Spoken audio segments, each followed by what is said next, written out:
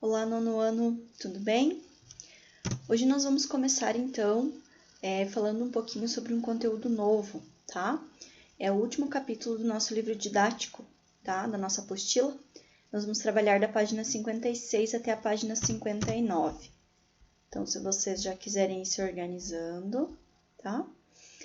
Ele começa falando para nós, no título desse capítulo, sobre a vida que é reinventada nos romances. Aqui nós vamos falar sobre romance não com aquela conotação amorosa que a gente está acostumado a ver comumente, né? A gente vai falar do romance como um gênero literário, tá? Então, o romance como gênero literário, a gente tem que desvincular ele da ideia de romance história de amor, né? Existem vários tipos de romance que não necessariamente tenham uma história amorosa por trás. Tá? Então, só para a gente fazer essa diferenciação. Outra coisa, o romance, ele é um tipo de texto mais longo, né? A história dele, ela é mais extensa e geralmente um romance, ele é dividido em capítulos, para que o leitor possa organizar a questão da leitura desse texto também, tá bom? Então, ele traz para nós aqui uma citação, né? Dizendo que literatura é isso. Ela é esse mecanismo em que você sai do seu mundo, seja ele pobre, amplo ou estreito, para conhecer um outro mundo e viver uma experiência notável dentro deste outro mundo. E ao viver dentro daquele mundo, você está se reinventando, não somente na condição de leitor, mas também na condição de sujeito. Então, ele traz para nós essa reflexão, né? Primeiro, de que a leitura ela pode nos transportar para outros lugares, né? Para outros mundos, e ela pode, sim, nos colocar aí em questões filosóficas, vamos dizer assim, né? De mudar pensamentos, mudar paradigmas, né? Quebrar paradigmas aí, tá? Isso já nos remete aqui na questão de que foi colocado na ilustração, né? Do lugar inusitado, digamos assim, onde foi escolhido pela personagem para fazer essa leitura, né? Ele traz para nós, então, como primeira análise aí, dois romances, né? Duas histórias. A primeira, tá? Ela é O Velho e o Mar, que é esse livro aqui, do Ernest Hemingway. E o segundo é o Max e os Felinos, do Moacir Scler, tá certo? Então, eu gostaria que vocês começassem prestando bastante atenção quanto à ilustração de cada um dos romances, né? Do Velho e o Mar, que é esse primeiro aqui, e do Max e os Felinos. O que eles trazem de semelhante? Eles têm uma certa semelhança aí na questão da ilustração dos dois. Querendo ou não, quando nós vamos escolher um livro, seja ele romance ou não, né, falando da questão visual agora dos livros, quando a gente vai escolher um romance, a gente acaba escolhendo também pela questão visual, né? Então, a capa desse livro, ele precisa chamar bastante atenção desse leitor num primeiro momento, né? Aí a gente tem a questão da síntese, né, que vai contar um pouquinho da obra, mas o primeiro impacto, querendo ou não, é da capa, né? Com relação a isso, ele traz aqui do ladinho uma questão da não leitura. O que seria essa não leitura? Vou ter que voltar um pouquinho aqui para que a gente consiga ler toda ela, tá? A não leitura não é a ausência de leitura. Ela é uma verdadeira atividade que consiste em organizar em relação à imensidão de livros, a fim de não se deixar submergir por eles. Por causa disso, deixa eu voltar para a gente concluir a leitura. Por causa disso, ela merece ser defendida e até ensinada. Uma forma de fazer essa não leitura, eu diria para vocês que é exatamente essa análise que a gente faz daquilo que a gente não pode ler no livro, porque ele coloca que se nós fôssemos fazer aí, digamos assim, uma questão de leitura de todos os livros, é humanamente impossível, né? Então, a gente teria que fazer a não leitura para selecionar quais seriam do nosso interesse, tá? Então, ele traz para nós aqui esses dois, né? O que eles têm em comum aqui? A gente já pode perceber que é a questão do animal, né? Ele vai tratar, de certa forma, de dois animais aqui. Um peixe, nesse primeiro aqui do Ernest Hemingway, do Velho e o Mar, e um felino aqui, que ele tá meio que camuflado nessa segunda capa aqui do Max e os felinos, tá? Essas perguntas que tem aqui, vocês não têm um espacinho para que respondam aqui, então eu gostaria que vocês respondessem elas no caderno e me enviassem da mesma forma, tá? Espiando pela fresta das capas dos romances O Velho e o Mar e O Max e os Felinos, o que você pode entrever? Ou seja, que conclusão, ou seja, que história você imagina que queira estar sendo contada por esses dois livros? Né? Apenas pela ilustração da capa, apenas por essa interpretação do que vocês estão vendo ali, certo? Exercício número 2. Você conhece a história dos romances O Velho e o Mar e Max e os Felinos? Então, vocês já ouviram falar nesses dois romances, nessas duas histórias? Outra pergunta. É possível falar de um livro ou de livros que não lemos? Nós conseguimos fazer isso? Como funciona a não leitura literária, que foi aquilo que eu falei para vocês? Você tem um palpite, ou seja, você tem uma opinião sobre essa não leitura? Tá? Algumas considerações ainda para que a gente possa partir para a próxima página. Existem livros, existem histórias que são chamadas de clássicos. Né? Vocês já devem ter ouvido aí clássicos da literatura infantil, ou clássicos apenas, né, com essa definição. Ele traz aqui, o Ítalo Calvino, ele traz uma definição bem interessante do que é um clássico. Um clássico é um livro que nunca terminou de dizer aquilo que tinha para dizer. Aqui, gente, a gente tem uma definição bem clara. Eu gosto bastante dessa frase que ele colocou. Do que é um clássico? É um livro que você pode ler 1, 2, 3 vezes, que cada leitura que você faça dele, você sempre vai descobrir coisas novas que ele está querendo te dizer.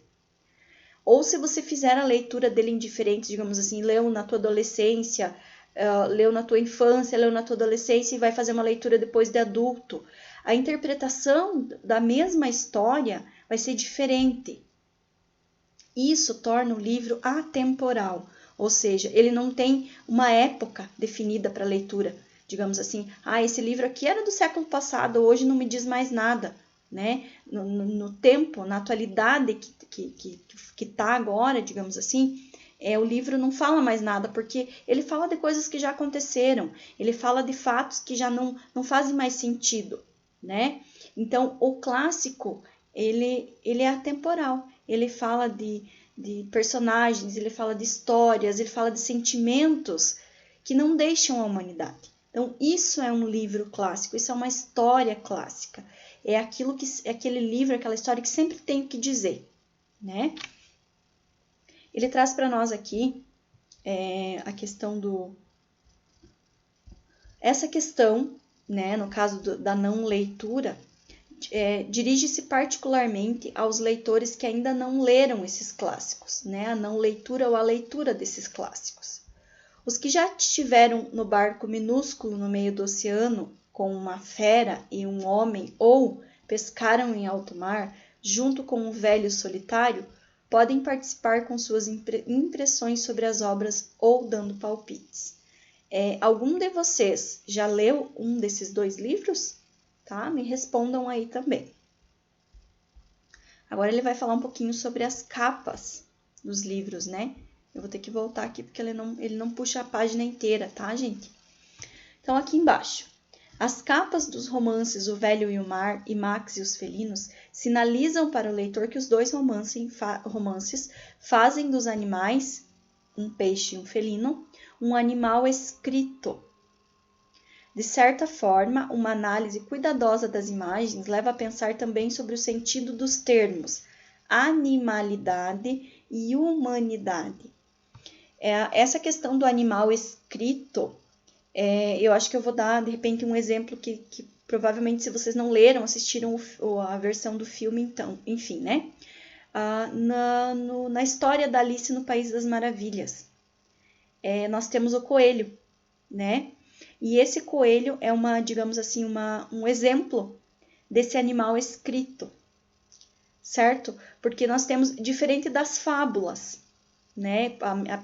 Apesar da Alice no País das Maravilhas pode ser considerado uma fábula, né?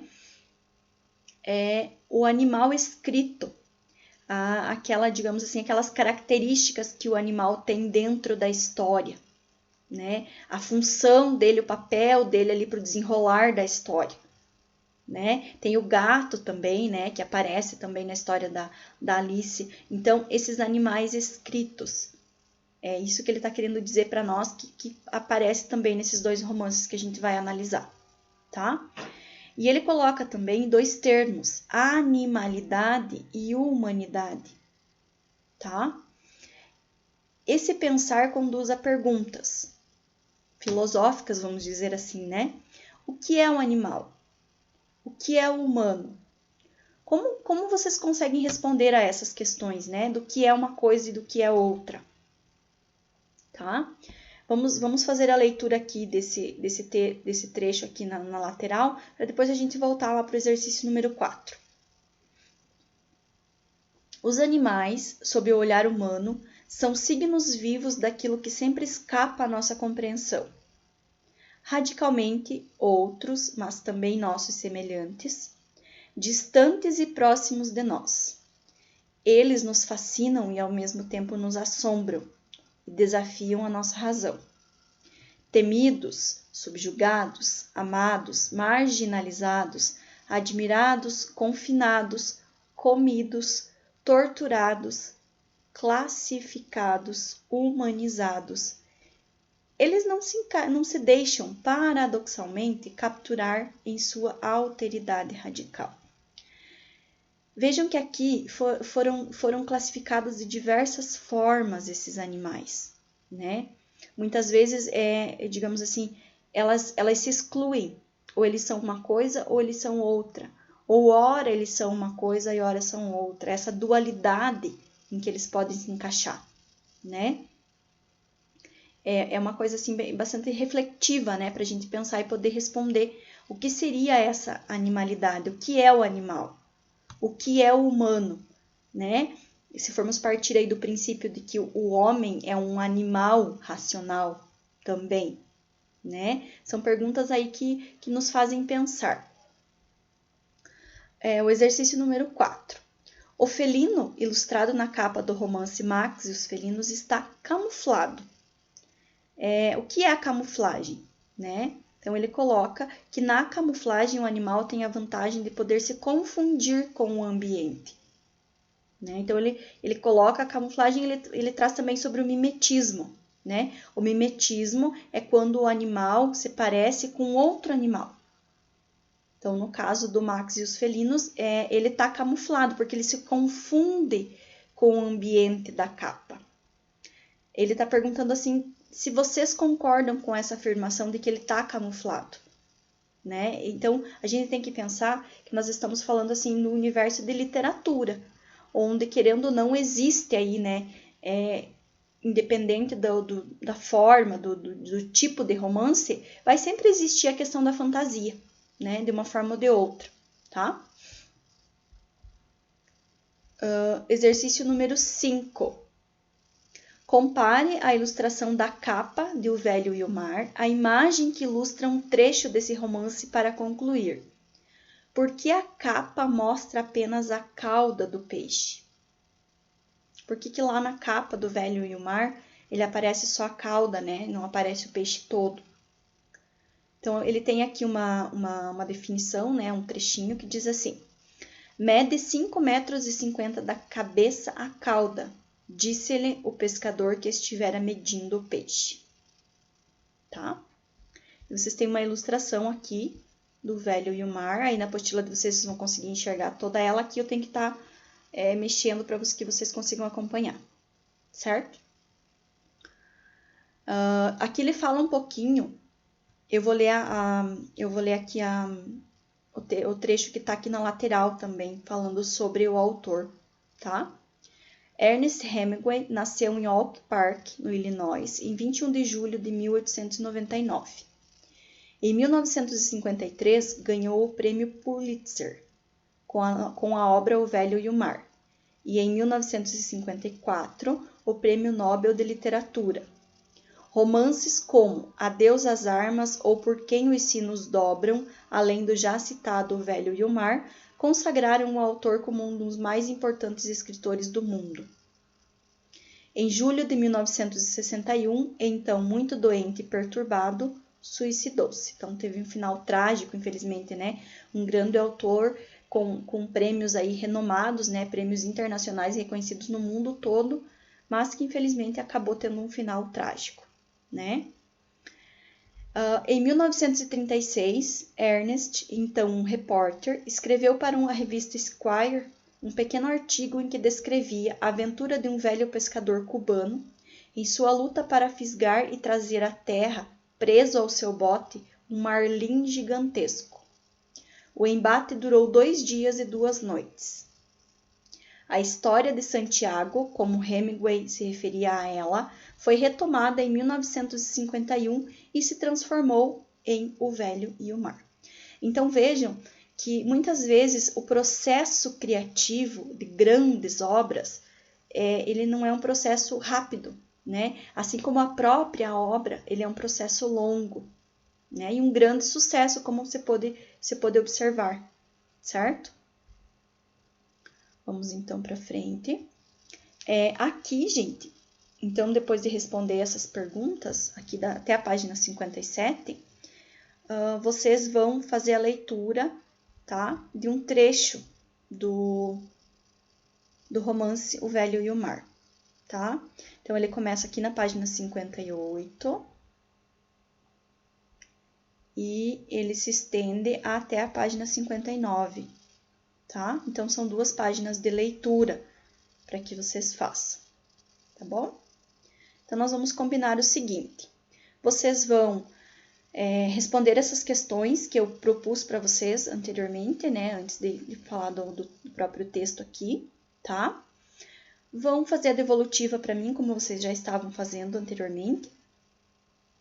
E eu gostaria de pedir que para a nossa próxima aula, vocês já tivessem feito essa leitura dessas 2 páginas, da página 58 e 59, onde vocês vão ler um trecho do romance O Velho e o Mar, tá bom? Então, a resolução dos exercícios, me mandar e fazer a leitura prévia já para que quando a gente for discutindo sobre os exercícios, vocês já tenham feito a leitura aí, que vai ficar bem mais fácil para a gente poder responder, tá bom?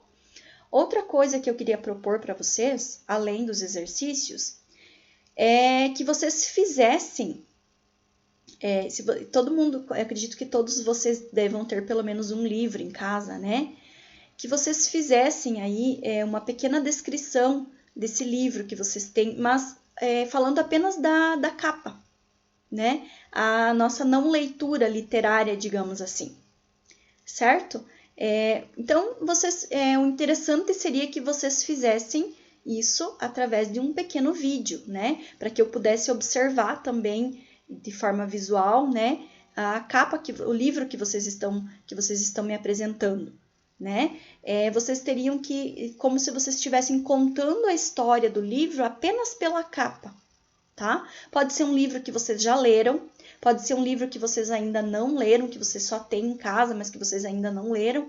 Aí ficaria até mais interessante porque vocês fariam a não leitura verdadeira, né? Vocês estariam contando a história apenas por aquilo que vocês imaginam que a ilustração da capa está trazendo, tá? Se for um livro da categoria, digamos assim, do gênero literário romance, melhor ainda. Se não for, qualquer outro livro vocês conseguem fazer essa atividade, tá ok?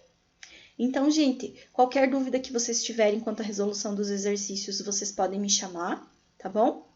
Eu aguardo, então, a devolutiva de vocês. Aguardo ansiosa pelos vídeos aí com os livros, tá? E fiquem bem. Até a nossa próxima aula.